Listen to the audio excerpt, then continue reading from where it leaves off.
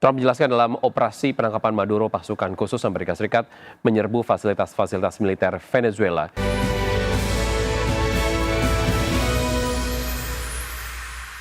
Presiden Amerika Serikat Donald Trump pada Sabtu pekan lalu menyatakan bahwa Amerika Serikat mengambil alih kendali sementara atas Venezuela setelah pasukan khusus Amerika Serikat menangkap Presiden Venezuela Nicolas Maduro dalam sebuah operasi militer dan membawanya ke New York untuk menghadapi dakwaan perdagangan narkoba. Trump menjelaskan dalam operasi penangkapan Maduro, pasukan khusus Amerika Serikat menyerbu fasilitas-fasilitas militer Venezuela dan menyebabkan pemadaman listrik di sejumlah wilayah di Caracas. Dalam operasi tersebut, Maduro ditangkap di sekitar salah satu rumah amannya.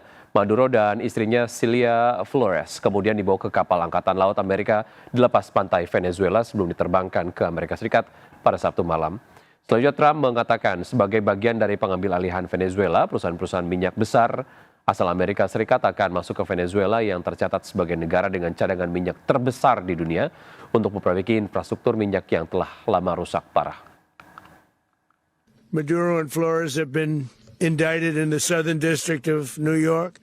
It's Jay Clayton for their campaign of deadly narco-terrorism against the United States and its citizens. We're going to run the country until such time as we can do a safe, proper, and judicious transition. So we don't want to be involved with having somebody else get in, and we have the same situation that we had for the last long period of years.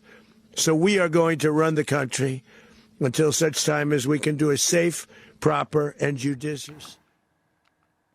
Sementara itu OPEC Plus tetap berpegang pada rencana untuk menangguhkan peningkatan pasokan pada kuartal pertama. Organisasi tersebut menyatakan keputusan itu didasari oleh pasar global yang menghadapi surplus sembari menunggu kejelasan apakah penangkapan Presiden Venezuela akan berdampak pada pasokan minyak global.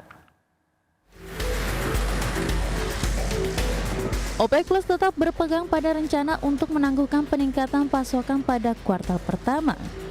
Pasalnya pasar global menghadapi surplus dan kelompok tersebut menunggu kejelasan apakah penangkapan mendadak pemimpin Venezuela Nicolas Maduro oleh Amerika Serikat akan berdampak pada pasokan. Anggota utama yang dipimpin Arab Saudi dan Rusia sepakat untuk mempertahankan tingkat produksi hingga akhir Maret. Ketetapan ini sekali lagi mengesahkan putusan yang pertama kali dibuat pada November untuk menangguhkan serangkaian peningkatan cepat tahun lalu.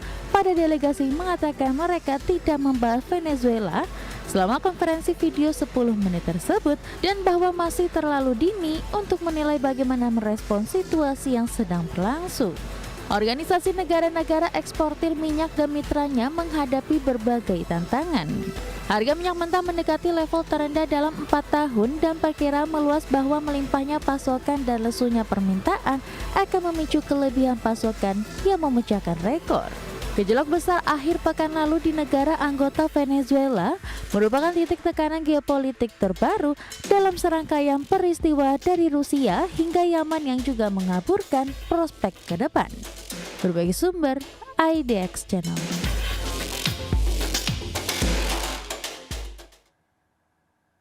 Selanjutnya dari bursa global, misalnya indeks Dow Jones dan S&P 500 ditutup menguat pada perdagangan di hari Jumat 2 Januari mengalami tahun 2026 dengan mematahkan tren penurunan selama 4 hari berturut-turut, didorong oleh kenaikan saham produsen chip Nvidia dan Intel serta Boeing. Saham-saham chip memberikan dorongan pada perdagangan di hari Jumat dengan indeks semikonduktor Philadelphia naik 4%. Indeks harga saham gabungan atau IHSG ditutup rebound signifikan dengan mencatatkan rekor penutupan tertinggi di perdagangan perdana tahun 2026. Penguatan IHSG ditopang saham konglomerasi dan saham small mid caps di tengah koreksi saham perbankan big caps. Indeks harga saham gabungan atau IHSG ditutup melesat 1,17% di level 8.748,13 di akhir perdagangan perdana tahun ini, Jumat. Ini merupakan rekor harga penutupan tertinggi sepanjang masa atau all-time high baru setelah sebelumnya dicatatkan di 8 Desember 2025 di level 8.710,69. Indeks sektoral dengan kenaikan terbesar sektor transportasi dan logistik melesat 6,56%, sektor teknologi naik 4,47%, dan sektor barang konsumen siklikal menguat 3,47%. Sedangkan indeks sektoral yang melemah sektor keuangan turun 0,87% dan sektor kesehatan melemah 0,58%. Beberapa saham yang menjadi penopang utama IHSG, diantaranya saham DCII ditutup melesat 10% di level Rp220.000 per saham. Saham BRMS ditutup menguat 7,78% di level Rp1.180 per saham. Saham VKTR ditutup melejit 17,16% di level Rp990 per saham. Saham AMMN ditutup menguat 5,84% di level Rp6.800 per saham. Saham Bumi ditutup naik signifikan 14,75% di level Rp420 per saham. Saham BYAN ditutup menguat 4,14% di level Rp16.350 per saham. Dan saham JPFA ditutup menguat 10,69% di level Rp2.900 per saham. Sementara itu di tengah IHSG menguat signifikan dan catatkan rekor, kondisi berbeda terjadi pada nilai tukar rupiah justru mengalami pelemahan di perdagangan perdana di 2026, terlemah ketiga di Asia. Dikutip dari Bloomberg, di Jumat pekan lalu, rupiah ditutup melemah 0,21% di posisi 16.725 per dolar Amerika. Rupiah berada pada posisi yang relatif lebih rentan karena adanya peningkatan kebutuhan pembiayaan fiskal serta ketergantungan pada arus portofolio asing. Dari sisi domestik, tekanan terhadap rupiah lantaran terbentuknya ekspektasi pasar terhadap arah kebijakan Bank Indonesia. Dengan potensi lonjakan inflasi di kuartal 1 2026, baik karena faktor musiman maupun dorongan permintaan. Dan pelebaran defisit APBN yang menuntut pembiayaan besar, ruang bagi Bank Indonesia untuk melonggarkan kebijakan moneter mungkin masih akan terbatas. Berbagi sumber, IDEX Channel.